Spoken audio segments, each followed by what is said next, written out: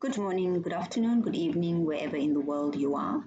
I am in Kathmandu, Nepal. Once again, thank you for everyone who commented and gave their insights, opinions, argument points on my video.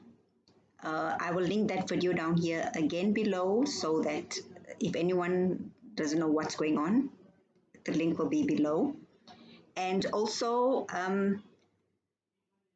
made a response video 1 because for me to respond to my original video, it's going to take maybe this video and one more to finish it. But the video 1, I will also link down below. So please go and look at that one as well because this is progressive. This content is progressive. So if you watch the original, then you watch video 1. This is video 2, and there'll be a video 3. Okay, and again, I think it took 3 days for us to make our points and comment on the original video. And I did notice that as the days went by, things kind of got on the track where I wanted it to go. Because, you know, in a civil conversation, and because this is an educational video, it is very important to, the journey is more important than the actual conclusion. Well, as far as I'm concerned. Because even within the journey, we are learning something. We are learning critical thinking. We are learning manners, how to be civil, how to behave, how to look at other people's viewpoints, make our points, and go back and forth. So I'm very happy to see that yesterday there were no insults, pejoratives, derogatory statements, stupid remarks. It was getting better, and also the people that I were engaging with were more challenging. They presented more challenging counter arguments, which is very good because, like I said in my first video, I don't study the Bible. I am a lay person because most people who read the Bible are lay people. So it is important for lay people also to discuss how we interpret scripture. You don't have to be a Christian or a Muslim or a Jew or an atheist or a Taoist or a Buddhist or whatever to read the Bible. The Bible is the most read book, most published book to date. So anyone who has not read it, you cannot call yourself educated. That's just how it goes. And again, reading it and studying it are two very different things. So I don't study it, but I do read it often. In fact, every day. Okay? Some people have asked what my religion is. I don't have a religion. Because religion, as far as I'm concerned, well, I don't belong to any organized religion because I do not believe in organized religion because these are all man-made, from Judaism, which was the first one, up to, the pagan ones, not pagan, but all the Egyptian and indigenous religions, up to the wokeism religion, new atheism religion. I do not subscribe to any of those. Okay, right. So first thing I want to do is I want to defend my position because a lot of people are actually quite angry and think that I condone slavery. It's fine. You can think what you want to think. I said Exodus 21 was written for the people, for those people, and for those people who lived in those times. Why I say that? You may disagree with me, but it doesn't matter because, you know, I was once told that everything that is the Bible is for you. Like in this case, when I read it, it's for me. It's not for you. because I am reading it, so it's for me. When you read it, it's for you. So we will get different things from it. So why I say that is because of this here. Exodus 21 verse 1, the first thing that it says is, these are the laws you are to set before them. Now, who is them? Who's them? So them would be in Exodus 20 verse 2, God said, I am the Lord your God who brought you out of Egypt, out of the land of slavery. So that's who they are. That's why I say it's for those people. I was never brought out of the land of slavery. Never. Never. Because my ancestry does not lie in Israel. So, and I was not brought out of the land of Egypt. I was not a slave in Egypt. Neither were my ancestors, because I am not an Israelite. I'm not Israeli. I'm not a Jew. I'm not Hebrew. That's why I say it was for those people, and also for those people of that time who were just brought out of the land of Egypt. Note well, they were just brought out of the land of Egypt and now they're living in the land of milk and honey. That's why I say it was for those people. And the time is, it's for that time, just after they crossed the Red Sea, for that time. And the first verse in Exodus 21, verse 2, it says, if you buy a Hebrew slave. So who is you? You are those people there. Those people who came out of the land of Egypt. And if they buy a Hebrew servant, not a Japanese, Dutch, African, no, a Hebrew servant. So it's very specific. That's why I say that time, those people. So that's the first thing I want to defend about my statement. Okay, now number two. Number two, what I've noticed from the conversations I've been having with people, well, on the original video, was that people are very fixated on just a few verses in the Bible. Just a few. Like the Exodus 21 and then the Leviticus, the same one that Matt Dillahunty was talking about. They only fixate on that. Whereas there are many biblical verses, just to give you an example of how many there are. Look at this. Look at this. This is not even all of them. Look, Exodus 21, Exodus, Corinthians, Timothy, Philemon, with the best one, of course, being Mark 12, verse 30. There are many verses pertaining to slavery in the Bible.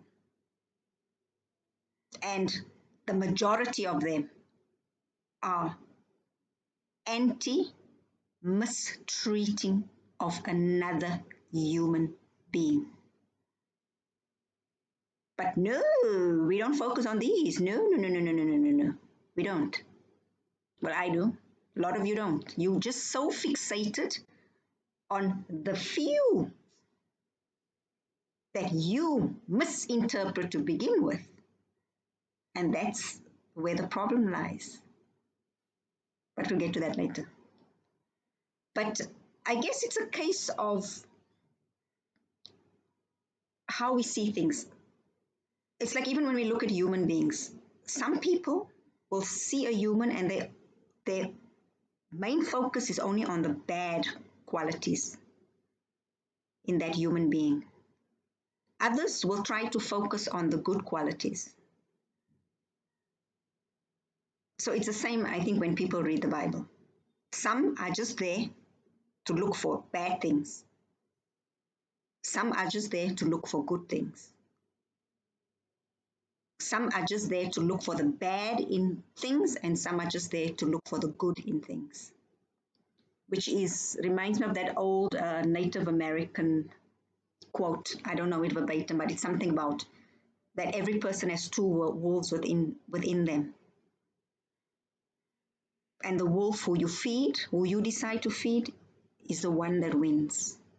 So if you want to feed the wolf that only looks at the bad, whether it be in scripture or in people, then that's the wolf that's going to win. But if you feed the good one, that will be the wolf that's going to win. That's how I look at it. Okay. The other issue that, or point that people always would like to make is that slavery in US, America, or during the transatlantic slavery, that proponents use Exodus 21 to justify slavery. Yes, they did. Because they were stupid people. They were stupid people who, like a lot of people, even in modern day society, misinterpret scripture because, again, they do not read the Bible in context. They fixate on certain verses that they perceive to be supporting slavery. And why they think this is because they are misinterpreting it. So to me, anyone who says Exodus 21 or Leviticus condones slavery, to me, you're stupid because you're misinterpreting it. And you know why I say that? It's because now we also have a fun fact in this video. Normally I do my fun fact separately in my shorts, but fun fact. Slavery in the USA got abolished. The civic rights movement in the USA was successful. And apartheid in South Africa ended because of those exact same verses that proponents used to condone these practices. Clever people interpreted it correctly, presented it, and they won. Because those who were using those verses to justify these acts, their eyes were opened. They were taught the right thing. They were taught what the proper interpretation of these verses are. So if you are in 2023 still talking about, oh, the Bible endorses slavery, it condones slavery, it supports slavery, etc., etc., go and ask Black people in the USA how their slavery got abolished and how the civic rights movement was successful. Wasn't Martin Luther King Jr. a reverend? Duh. Same goes for South Africa. Okay? One of the biggest anti-apartheid activists was the Reverend, the Bishop Tutu, a man of God. It was not your lay atheists that got these policies abolished. No, it was religious people. Okay, so that's just a little fun fact. Okay, so the fourth thing that I noticed that in the comments is the fixation with semantics. Okay, and especially when it comes to verses like the verses that involves beating. So for example, person, I said to this person, anyone who beats their male or female slave with a rod must be punished if the slave dies as a direct result. So I asked, where in this verse here does it command, condone, or endorse the beating of a slave? On the contrary, it is a warning of the consequences one will have to face if one does this. Comprehension and interpretation is key, because you can see, right? There's nothing like, thou must beat your slave. There's no such thing. It's just telling you what will happen if you beat your slave and your slave dies. Okay, another one is this one. You also fixate on this part, but they are not to be punished. This means the owner is not to be punished if the slave recovers after a day or two, since the slave is their property. Now, does this condone, support, endorse beating, or does this regulate the punishment of the perpetrator? Okay, so if you beat your slave and they don't get up after 2 days, you will be punished. It does not say there you must beat your slave and after a day or two, if the slave recovers, you will not be punished. Now, how do I interpret this? I interpret this as, if you are a slave owner, you better be careful about beating your slave. Because if you beat your slave, you're not sure how bad you've beaten your slave. They might recover in 1 day, they might recover in 2 days, which is okay, because then that maybe means you didn't beat them very hard, or like so that they such a bad injury. Maybe you just hit them over the leg with the whoop or on the back 1 time or 2 times. But if they don't recover, it's a problem.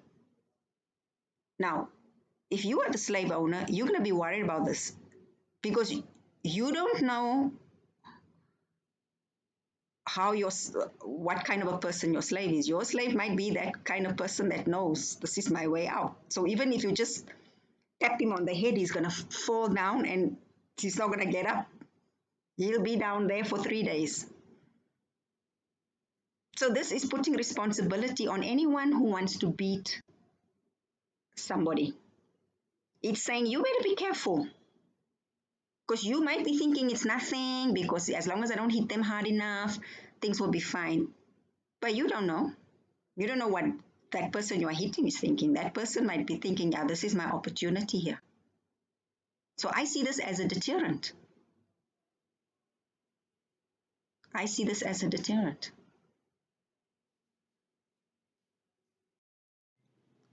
Another thing about beating a human being, nobody can really tell how much beating, whether it's by a rod, a cane, or whip, by fists, a human being can endure. Because you could maybe just poke someone in the face with your finger, and they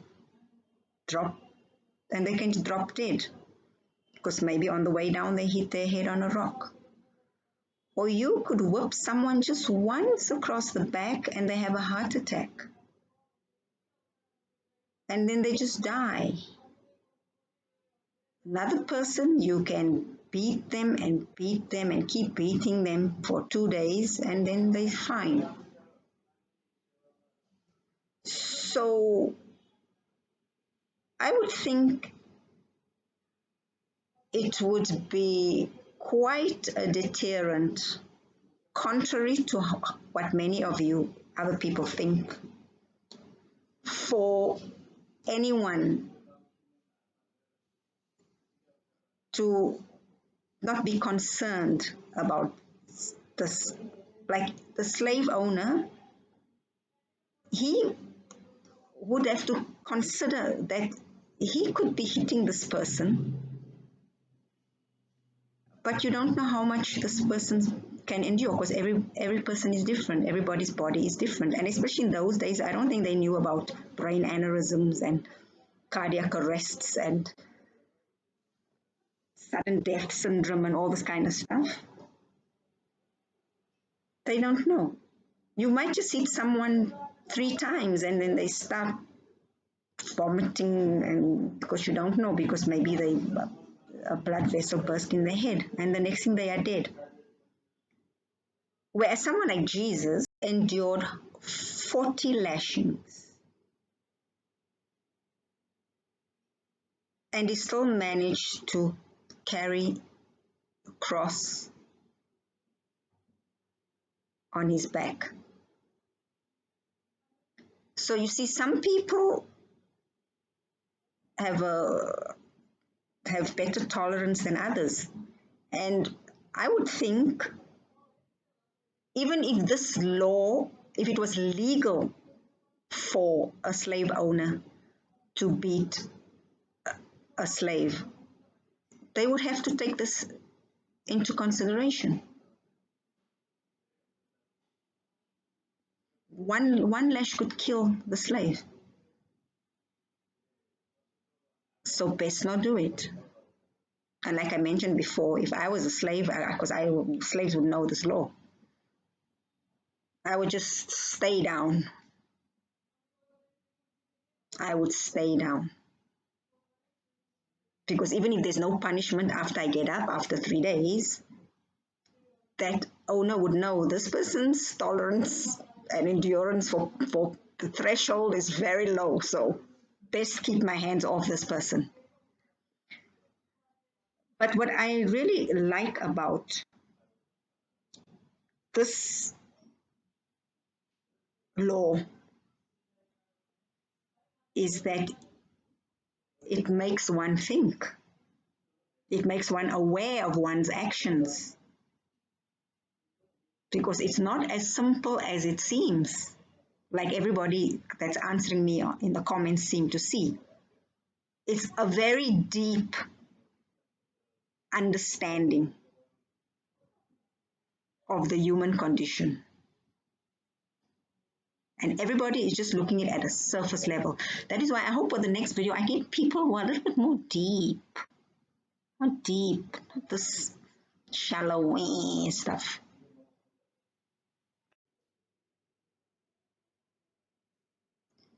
And I think the other issue that people have with this is the word, because they are your property. Again, it's semantics, but I'll get into that later. Another thing is, we must also understand human behavior. You might be a slave, it doesn't mean you're a good person. A slave might beat up another slave. Or they might all be fighting like amongst themselves. And then maybe you as the owner start hitting them with a whip to disperse them. That is still beating.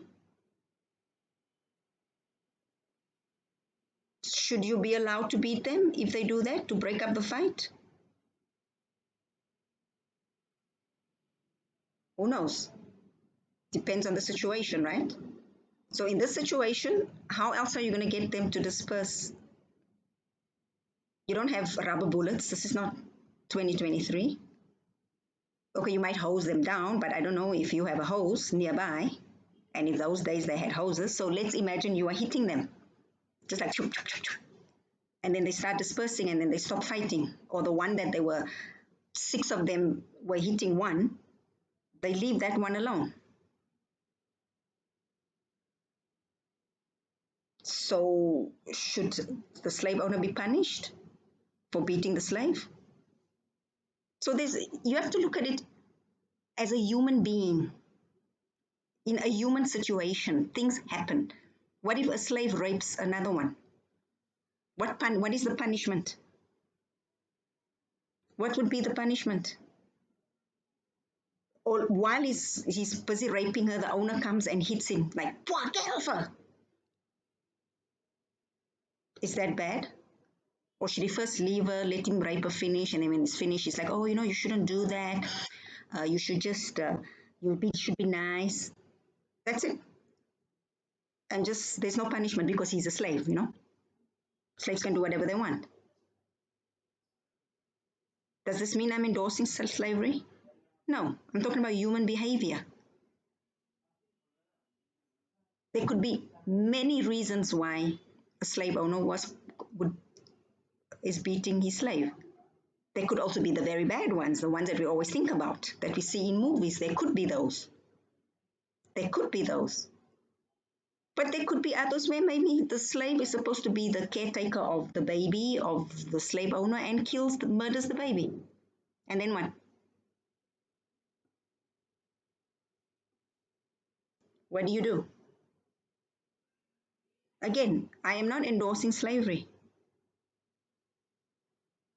I'm talking about human behavior. Note very well. Yes, but the beatings, I think, is the one that everybody fixates on all the time. There's like so many other laws, but it's only that one. Only that one. Because we've watched too many movies. The movies will always show only the extreme situations. They don't show the good things. Because if a slave had to kill my baby, the whooping is not going to will be the least of his worries or her worries. That would be the least.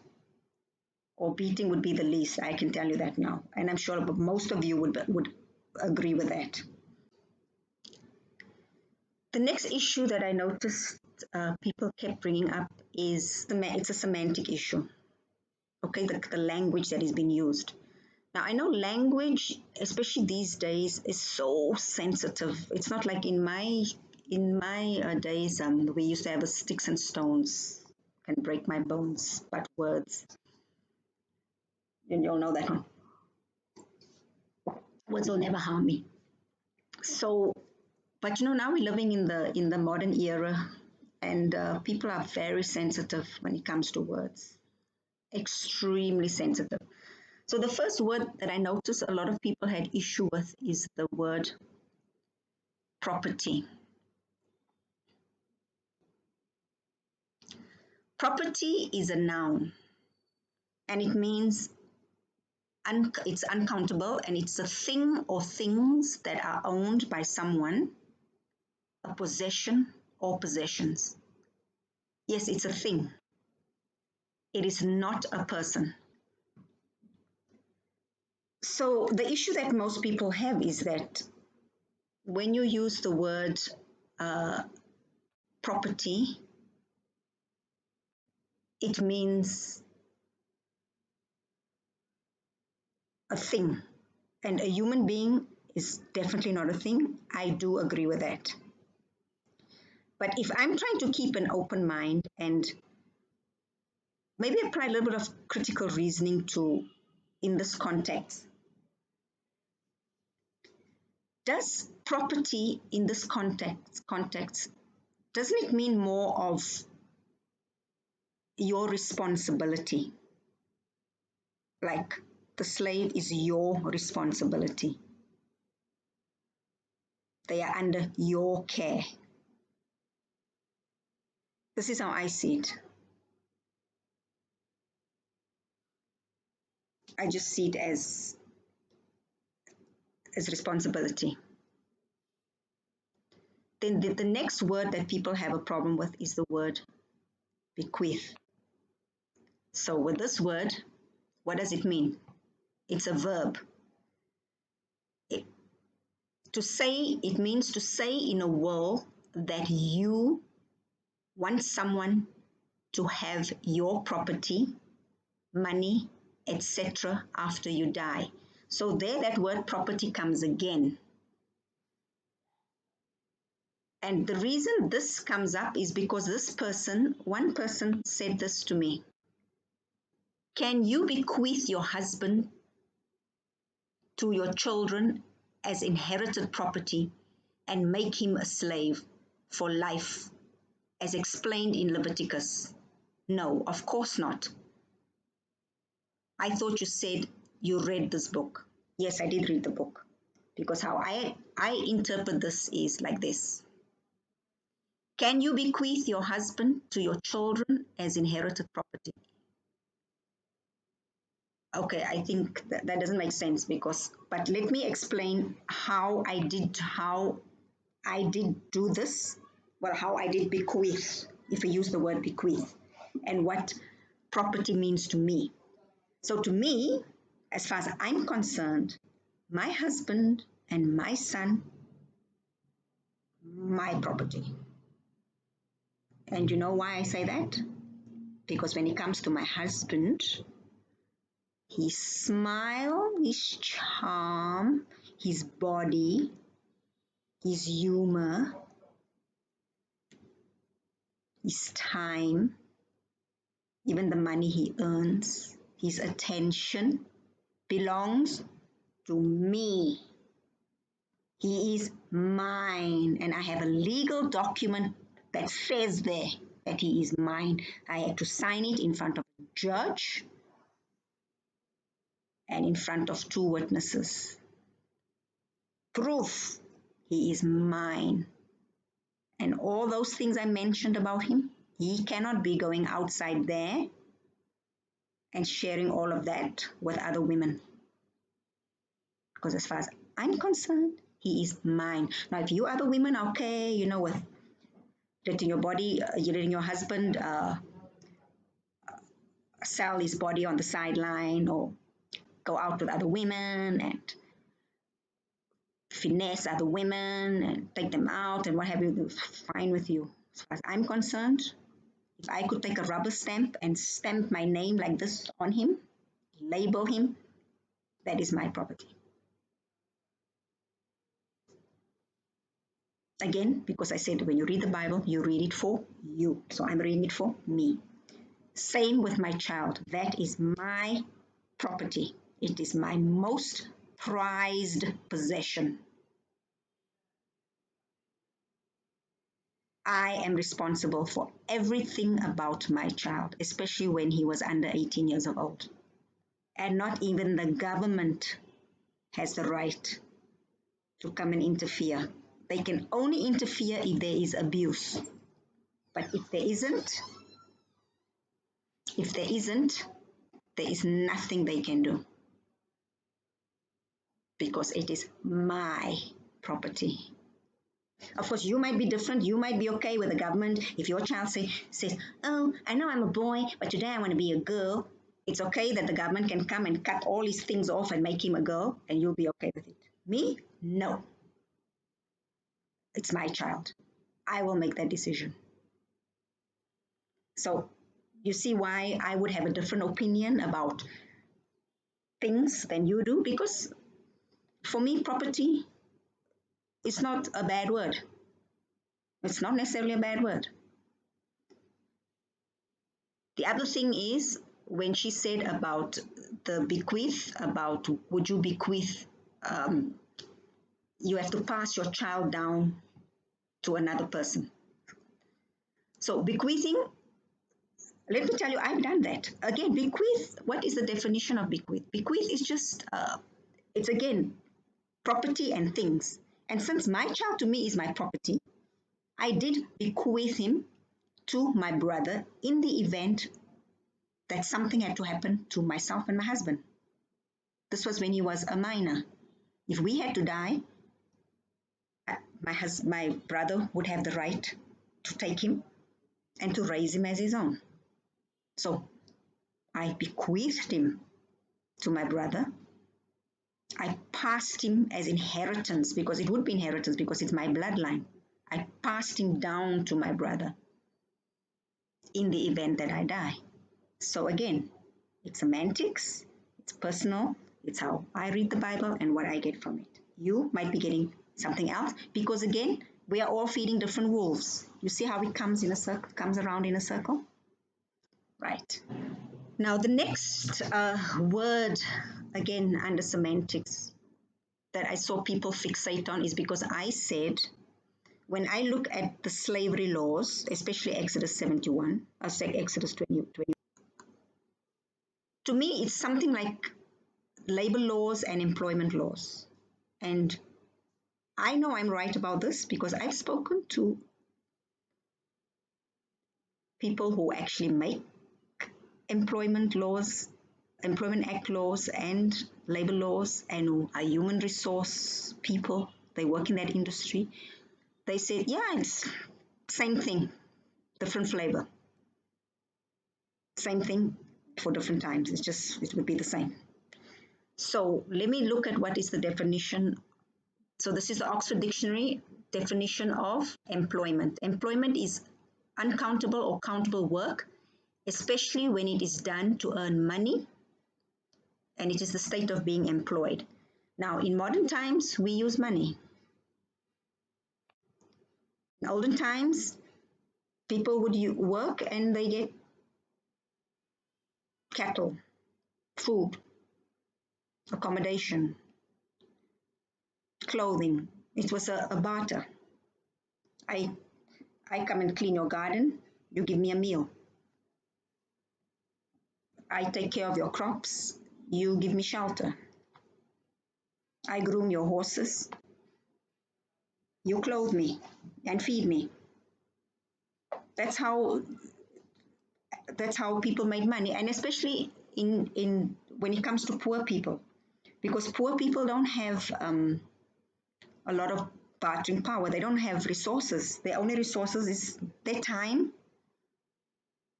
and their skills, their bodies. So that's what you sell. You sell that, and in return you don't get money, but you get maybe free shelter, free food, free accommodation. I mean, shelter is already accommodation. Shelter, food, health, maybe the health care, certain things. And then maybe you have to give up other things, which is freedom. Maybe you would have to give up freedom. So this is how I see it. Is it slavery? Yeah, it can be slavery.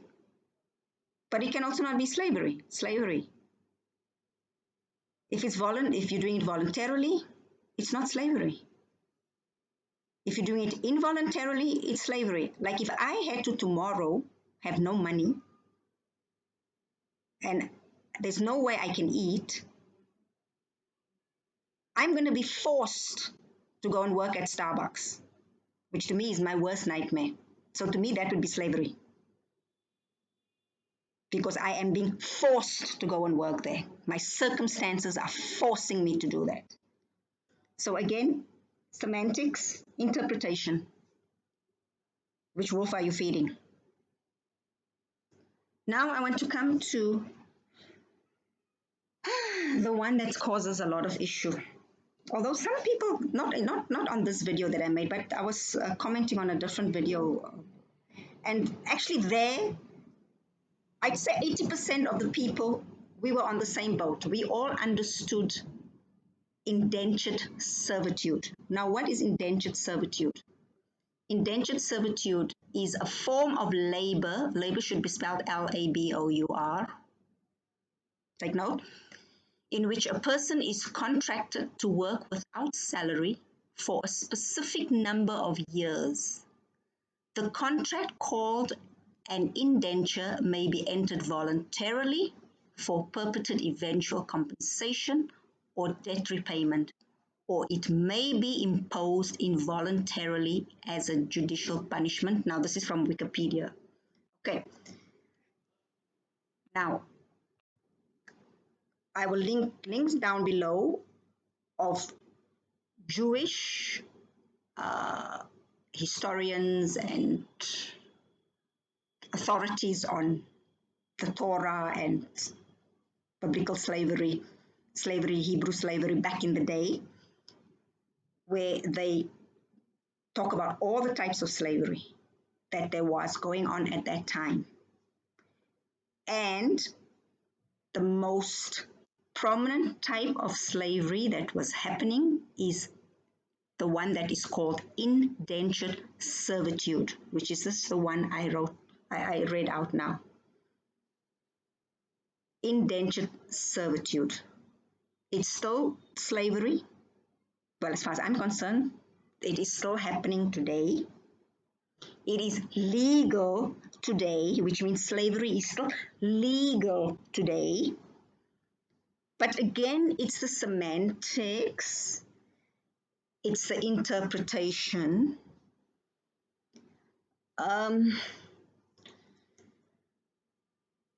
Because a lot of people are fine with being indentured servants because they are very poor. And like I said before, all that they have that they can offer is their bodies, their time, and their skills. And this was the same during the time of Exodus. A lot of people went into indentured servitude, which means they gave their bodies up freely in exchange for shelter, food, welfare, etc. Were there some that were forced? For sure, because you can read. Sometimes parents would force their children into it. Of course, this is human behavior. This happens all the time. It happens all the time.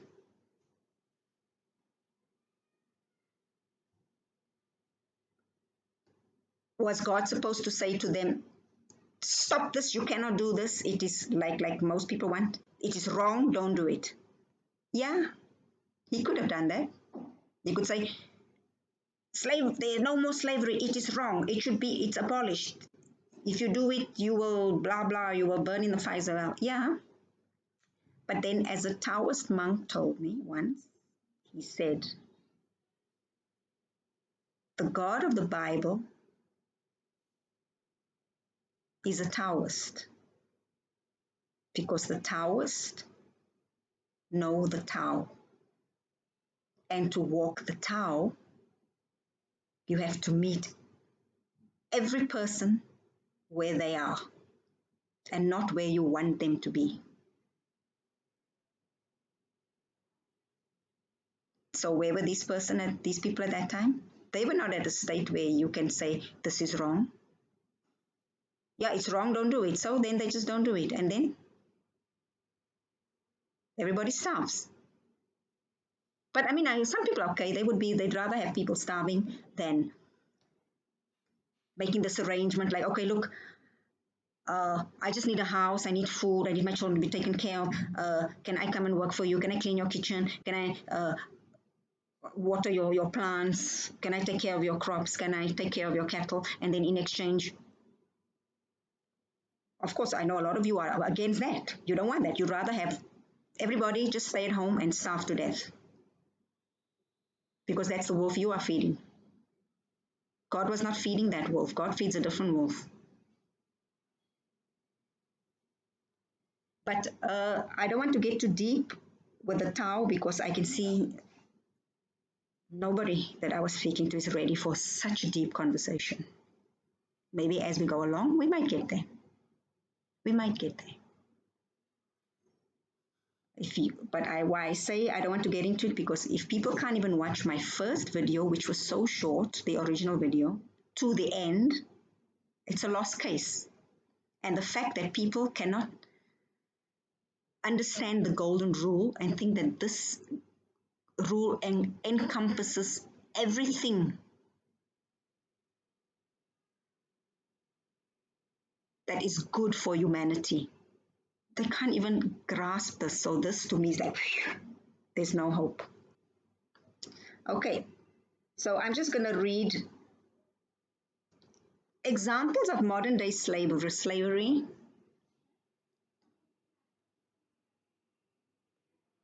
And why I say people are, this word property that everyone has an issue with.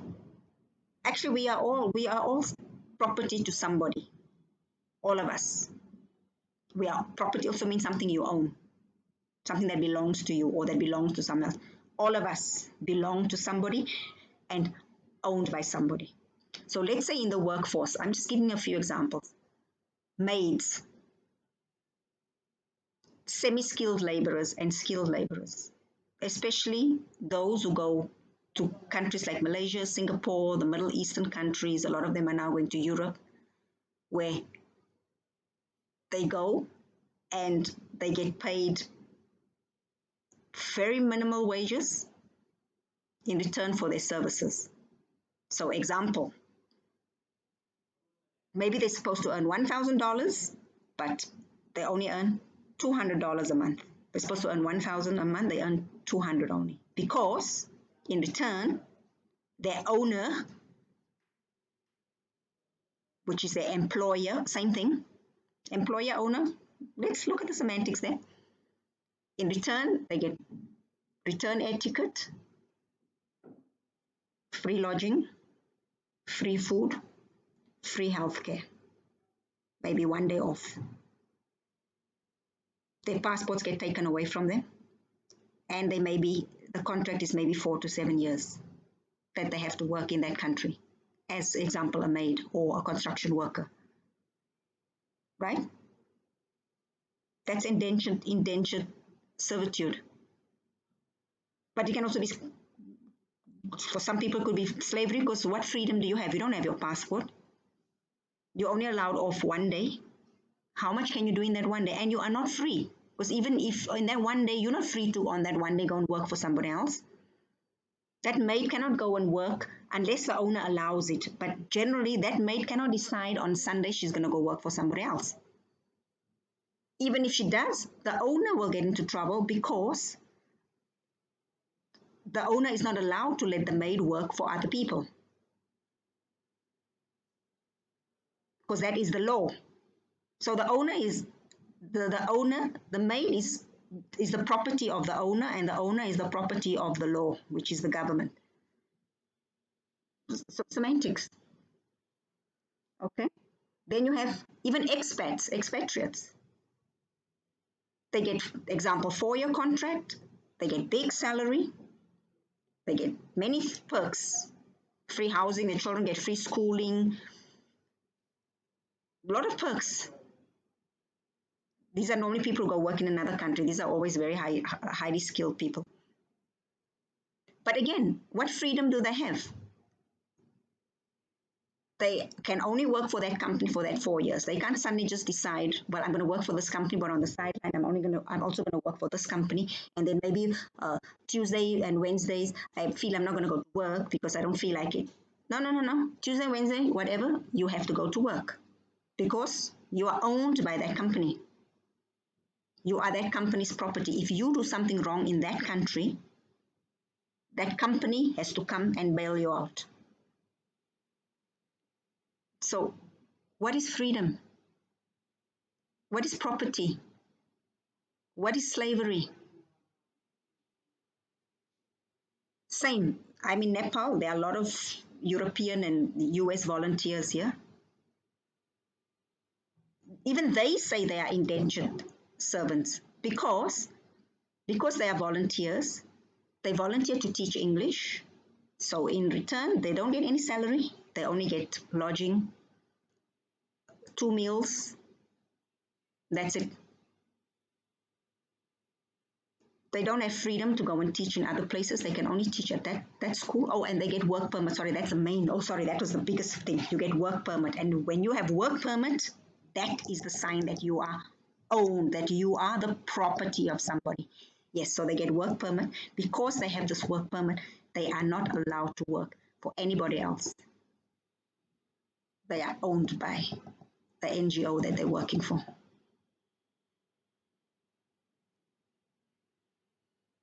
Poor people, goes without saying, poor people would do this. Athletes, again, I made an example, Cristiano Ronaldo. He got sold by one club, another club bought him,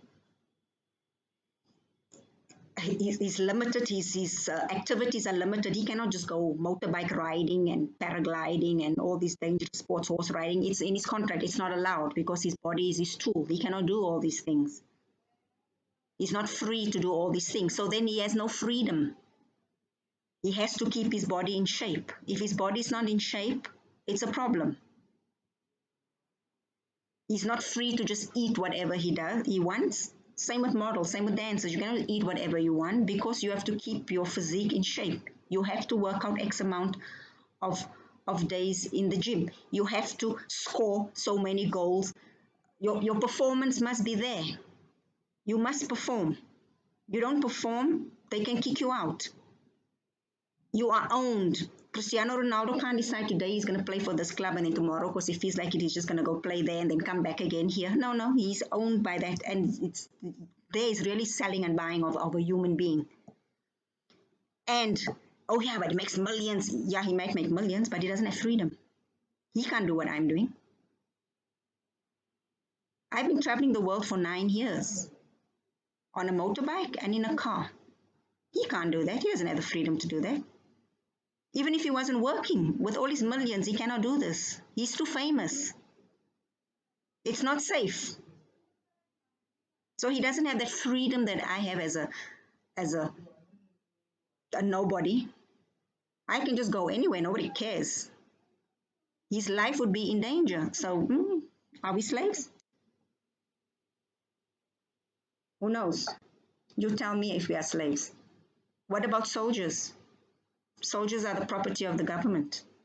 You can't be fighting for Russia today and then tomorrow you suddenly just go on the other side and fight for Ukraine. Yeah, you can do that, but if you get caught by the Russian government, it's treason. Because you are the property of the Russian Federation, right? Soldiers they are the property of the government. Then we have sex trafficking. How many people are are slaves in working the sex trafficking industry? There's a lot of slavery going on in there. And the people in that industry don't even know that they are slaves. They don't even know. They're just doing it. That is why Andrew Tate is now being tried for sex trafficking. Because it's alleged that he was trafficking them. They were slaves. They were his slaves.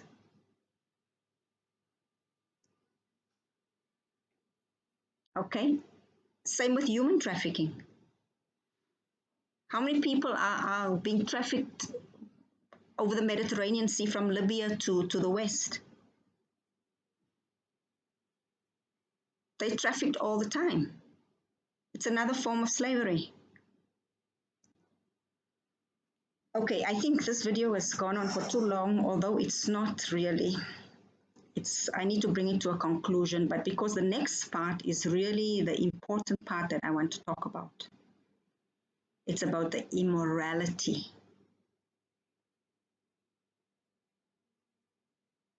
of slavery and the claim that Jesus is immoral for not saying slavery is wrong.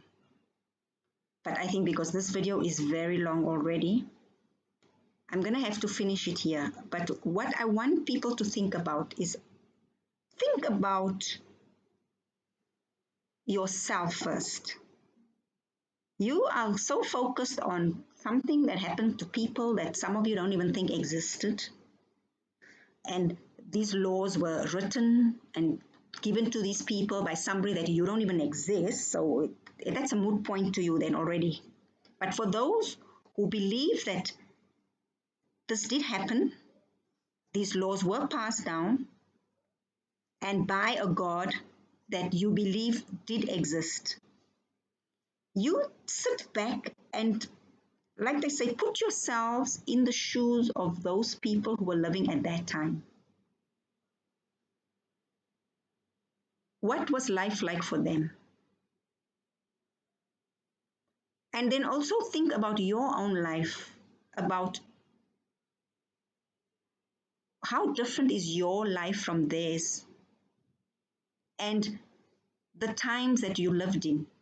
Are they the same or are they different? Is there an overlap? And then just to touch a little bit on the Tao. Tao means the way or the path, which is a journey.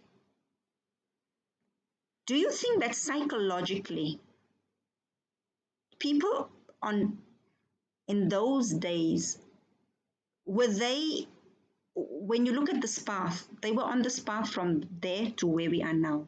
Do you think that they could have handled things that we can handle today, especially on a psychological level? Or were they not evolved enough to be able to just be given, just to cold turkey from something that they've been doing all the time? Or is it better that it was a process of self-discovery, of enlightenment that would eventually bring them to where we are now? And we are not in a good place. Sorry. Well, the people in the West are not. Us in the side of the world, we find people in the West, you guys have got off the rail. You've actually gone right back. You've regressed so far. But I'm talking about people in my side of the world, everyone that's not in the West. Okay? Think how we have progressed from then to now. Think of the Tao. And then let me hear your thoughts on that. So anyway, I don't know, this video I feel was a bit all over the place. But we'll see. Okay, so that's it for now. There'll be one more video. No, now it has to be two because I cut this one in half because it's taking too long. So please remember there's an original video. Then there's video 1. This one is video 2. There'll be a video 3. And lastly, a video 4. I will put some links below for anyone who wants to look deeper into all of this. So for now, cheers.